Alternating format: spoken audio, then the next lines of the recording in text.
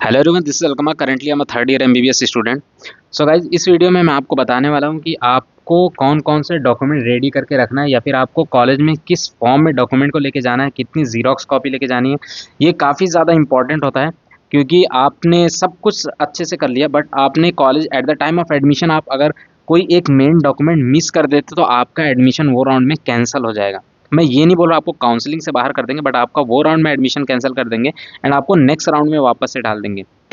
ठीक है। तो सपोज किसी का ईडब्ल्यूएस से एडमिशन हुआ है और उसने ईडब्ल्यूएस सर्टिफिकेट बनवा ही नहीं पाया या फिर नहीं ले जा पाया इन केस, तो क्या करेंगे, उसका एडमिशन नहीं होने वाला उस राउंड में। आप कुछ भी कर लें जब तक आप वो सर्टिफिकेट नहीं देंगे एंड आपको सेकेंड राउंड में ओपन कैटेगरी से आपको ट्रांसफर कर दिया जाएगा। इसीलिए हर एक डॉक्यूमेंट को आप अच्छे से सुने, ये सारे डॉक्यूमेंट लगने वाले हैं क्योंकि ये कॉलेज की ये लिस्ट है। इसमें से मैं सारे डॉक्यूमेंट बताने वाला हूँ, कौन कौन से मैंडेटरी डॉक्यूमेंट है, कौन कौन से ऑप्शनल डॉक्यूमेंट है। तो सारी चीज़ों को आप देखें।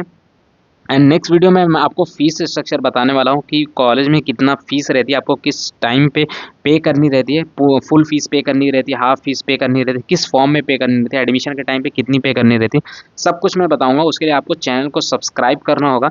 एंड अगर आपको कुछ पर्सनल इश्यूज़ हैं तो आप मुझे इंस्टाग्राम पे फॉलो करके मैसेज करें, मैं अपनी पूरी कोशिश करूँगा आपको रिप्लाई करने की। एंड नाउ वीडियो को शुरू करते हैं। सो मैं ये सारे डॉक्यूमेंट जो भी बताने वाला हूँ एंड में उसका मैं फ़ोटो दे दूँगा, आप उसका स्क्रीनशॉट ले सकते हैं। सबसे पहले मैं मैंडेटरी डॉक्यूमेंट बताता हूँ, ये सबके लिए लगने वाले हैं। मतलब वो कोई भी कास्ट का हो, ये उसको सारे डॉक्यूमेंट एटलीस्ट ये तो होने चाहिए। ठीक है। सबसे पहले आते हैं नेशनैलिटी सर्टिफिकेट। उसमें आप पासपोर्ट भी दे सकते हैं। नेशनैलिटी सर्टिफिकेट में आप कुछ भी दें जिस पे इंडियन लिखा होना चाहिए, वो वैलिड होगा। And second is domicile certificate. देखिए, जो डोमिसाइल सर्टिफिकेट होता है वो काफ़ी सारे लोग कन्फ्यूज़ होते हैं कि मेरा लगेगा या फिर मेरे पापा का लगेगा या दोनों को लगेगा। तो डोमिसाइल सर्टिफिकेट जनरली किसका लगता है, जो स्टूडेंट एडमिशन लेता है, ठीक है ना, उसका डोमिसाइल सर्टिफिकेट लगेगा। And third is SSC and HSC, दोनों की मार्कशीट एंड पासिंग सर्टिफिकेट। देखें, आप 10-12 जहाँ से भी किए होंगे आपको दो सर्टिफिकेट मिली होगी, एक होती है पासिंग सर्टिफिकेट, एक होती है मार्कशीट। ठीक है, दोनों में डिफरेंस होता है, दोनों अलग अलग होती हैं। तो आपको दोनों की एसएससी एचएससी की मार्कशीट एंड पासिंग सर्टिफिकेट दोनों लगने वाली है। ये आप ध्यान से रखें क्योंकि बहुत सारे स्टूडेंट कन्फ्यूज इसमें रहते हैं या फिर काफ़ी सारे लोगों को इतना याद नहीं रहता तो वो कुछ मिस कर देते, तो ये आपको लगेगा ही लगेगा। एंड इसके बाद आपको नीट ऑनलाइन एप्लीकेशन फॉर्म जो आप फिल किए होंगे नीट से पहले, वो आपको लाना होगा, उसकी फ़ोटोकॉपी लगेगी। एंड नीट 20 मतलब नीट का एडमिट कार्ड लगेगा आपको, एडमिट कार्ड इशू हुआ होगा वो भी लगेगा। एंड नीट की मार्कशीट भी लगने वाली है। इसके अलावा copy of online application form, जो भी आप महा सीईटी सेल मतलब महाराष्ट्र में जब आप रजिस्ट्रेशन कर रहे थे तो आपने उसका एक आपको फॉर्म का प्रिंट मिला होगा 4 to 5 पेजेस का, वो भी आपको लगने वाला है at the time of admission. And college allotment letter, जैसे ही अभी सिलेक्शन लिस्ट आएगी, आपको अगर कॉलेज मिलता है तो आप उस वेबसाइट पे, जैसे महा सिटी की वेबसाइट में जाएंगे, आप वहाँ से अपना कॉलेज का अलॉटमेंट लेटर डाउनलोड कर सकते हैं, तो वो लगने वाला है। इसके अलावा होता है फिजिकल फिटनेस सर्टिफिकेट। ये काफ़ी ज़्यादा इंपॉर्टेंट होती है एंड मैंडेटरी ये डॉक्यूमेंट है। तो फिजिकल सर्टिफिकेट मैं सबसे पहले बता दूं, बहुत सारे लोगों को कन्फ्यूज़न होता है, इसीलिए वो कौन आप किससे बनवाना है, आपने जो मिनिमम एमबीबीएस होना चाहिए, ठीक है, उससे बनवाना है। एंड लेटर हेड पे बनवाना है, जो भी डॉक्टर रहता है उनका एक लेटर हेड रहता है, आपको उस पे बनवाना है और वो मिनिमम एमबीबीएस होना चाहिए। ठीक है। इसके अलावा क्या लगने वाला है, ट्रांसफ़र सर्टिफिकेट या फिर लिविंग सर्टिफिकेट लगने वाला है। जो भी कॉलेज से आप पास आउट होते हैं और निकलते हैं तो वो एक लिविंग सर्टिफिकेट आपको देता है, वो लगने वाला है। And gap certificate if applicable, suppose आपने 12th के बाद कोई 1 साल 2 साल का गैप लिया है तो आप उसको उसकी सर्टिफिकेट बनवाएंगे। उसको कुछ नहीं करना है, 100 रुपीज़ का स्टैम्प पेपर लेना है, उस पर वो सारे रीज़न लिखना है। वो आप जाएंगे टाइपर के पास तो वो क्या करेगा, उन लोगों के पास फॉर्मेट होता है तो वो आप वहाँ से टाइप करवा सकते हैं। एंड उसको आपको नोटरी करवाना होगा, तहसील जो नियर बाय आपके पास रहेगा उससे आप नोटरी करवा सकते हैं। तो ये हो गई gap certificate. And then migration certificate if applicable. ठीक है।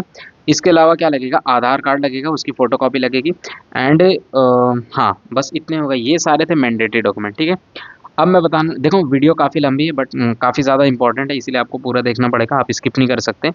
एंड इसके बाद वो सारे डॉक्यूमेंट आते हैं जो अगर आप उस कैटेगरी से बिलोंग करते हैं तो आपको लाना है, अदरवाइज़ आपको नहीं लाना है। सबसे पहला आता है कास्ट सर्टिफिकेट। अगर आप कोई भी कास्ट से बिलोंग कर सकते हैं, कर रहे हैं, सपोज एससी हो गया, एसटी हो गया, ईडब्ल्यूएस हो गया, ओबीसी हो गया, तो आपको उसकी सर्टिफिकेट लाना होगा। And cast validity certificate if applicable. देखें काफ़ी सारे, जैसे ओबीसी हो गया तो जो ओबीसी की सर्टिफिकेट होती है ना, उसको जाके आपको वैलिडेट करवाना होता है, तो वो लानी पड़ेगी, उसको वैलिडेट करवाना होगा। And non creamy layer certificate, देखिए नॉन क्रीमी लेयर सर्टिफिकेट सबको नहीं बनवाना है, कौन कौन सी कैटेगरी को बनवाना है, NT1 NT2 NT3 VJ and OBC, ये सारी सर्टिफिकेट जो नॉन क्रीमी लेयर सर्टिफिकेट है वो इस कैटेगरी के स्टूडेंट्स को बनवानी है। And then defence category certificate if applicable, sorry, suppose आपने डिफेंस कोटा से एडमिशन लिया तो आपको डिफेंस सर्टिफिकेट लाना होगा, D1 D2 D3 जो भी कोटे से आपने एडमिशन लिया।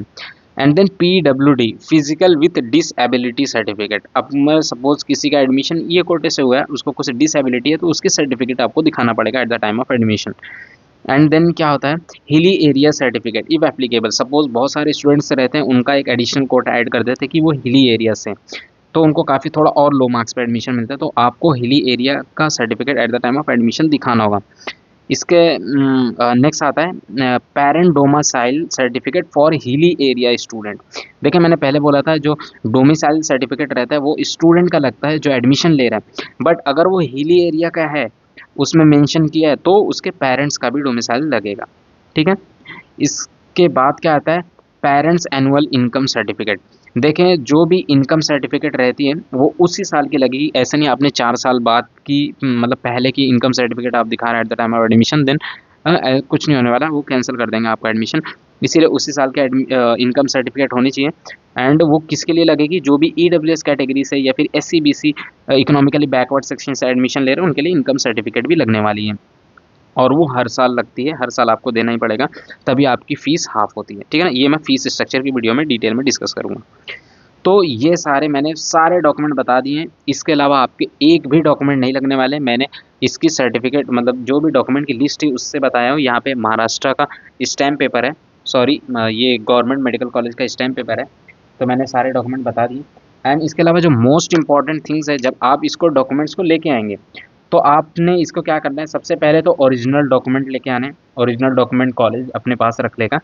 एंड इसके बाद आपको ये सारे डॉक्यूमेंट्स की क्या करना है, 2 से 3 सेट्स की फ़ाइल बना लेनी है, मतलब सेम डॉक्यूमेंट की 3 फाइल बना लेना है, क्योंकि कॉलेज में ओरिजिनल डॉक्यूमेंट के साथ साथ आपको क्या करना है, उसके ज़ीरॉक्स कॉपी भी सबमिट करनी होती है 2 से 3, इसीलिए आप 3 से 4 करवा लें, कुछ नहीं होने वाला है, फालतू में आप परेशान हो जाएंगे कॉलेज में आएंगे तो ये हो गया। इसके बाद क्या करना होता है, ये सारे डॉक्यूमेंट्स आपने ले लिया, ज़ीरॉक्स करा लिया, ओरिजिनल डॉक्यूमेंट ले लिया। इसके बाद आपने क्या करना है, जो इसकी क्या करना है, PDF के फॉर्म में भी डॉक्यूमेंट को सबमिट करना होता है कॉलेज को पेन ड्राइव में। एंड उसकी साइज़ मैं बता रहा हूँ, 200 KB एक सेट्स आपका रहेगा, 200 KB का, एंड देन 150 KB का। ये 2 साइज़ में सारे डॉक्यूमेंट्स आपके पेन ड्राइव में भी होने चाहिए, ये कॉलेज में मैंडेटरी लगते हैं।